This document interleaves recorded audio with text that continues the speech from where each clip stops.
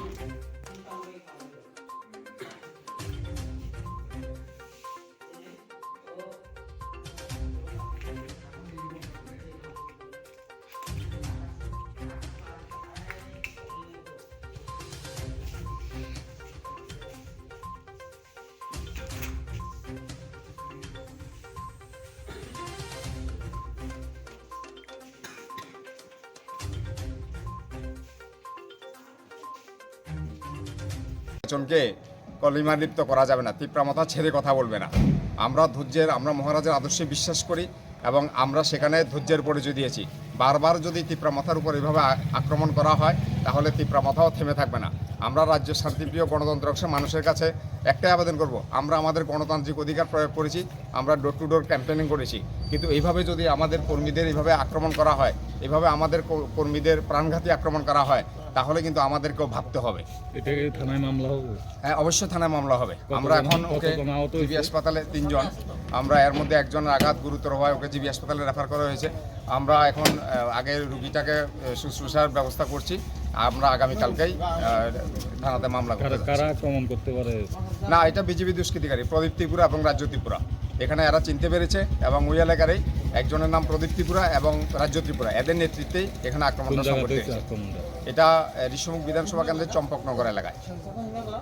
আজকে আমরা ঋষ্যমুখ বিধানসভার বিভিন্ন কেন্দ্রে তিপ্রা মথা দলের পক্ষ থেকে সকাল থেকে আমরা বাড়ি বাড়ি প্রচার করছিলাম। আমরা যখন বাড়ি বাড়ি প্রচার করছিলাম তখন আমরা দেখলাম যে করমছড়া কেন্দ্রে ঋষ্যমুখ বিধানসভার একটা এলাকা করমছড়া ধরা হয়। ওই এলাকার মধ্যে আমরা যখন ডোর টু ডোর প্রচার করছিলাম তখন বিজেপির বাইক বাহিনী সেখানে আমাদের উপর আক্রমণ করার চেষ্টা করে এবং গ্রামের মানুষ সেখানে বেরিয়ে এসে প্রতিরোধ করলে বিজেপির বাইক বাহিনী প্রতিরোধের মুখে ফেলে তাদের বাইকটা ফেলে সেখান থেকে চলে যায়।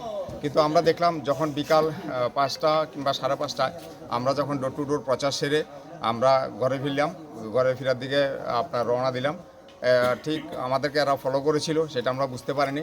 যখন অর্ধেক রাস্তার মধ্যে এসেছি তখনই আমরা খবর পেলাম যে সেখানে একটা চম্পকনগর একটা বাড়িতে সুবল ত্রিপুরা, সম্রাট ত্রিপুরা, চন্দ্রশেখর ত্রিপুরা এবং সুবিন ত্রিপুরা আমাদের এই 4 জন কর্মকর্তা গাড়ির জন্য অপেক্ষা করছিল।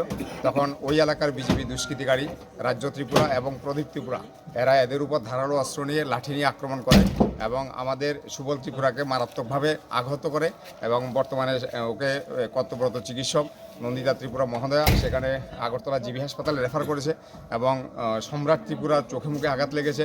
আর বাকি 2 জনও প্রাথমিক সামান্য আহত হয়েছে। কিন্তু সুবল ত্রিপুরার অবস্থা সাংঘাতিক গুরুতর। ঈশ্বরের কাছে প্রার্থনা করি যেন সে দ্রুত সুস্থ হয়ে ওঠে। পাশাপাশি এটাও আমরা বলে দিতে চাই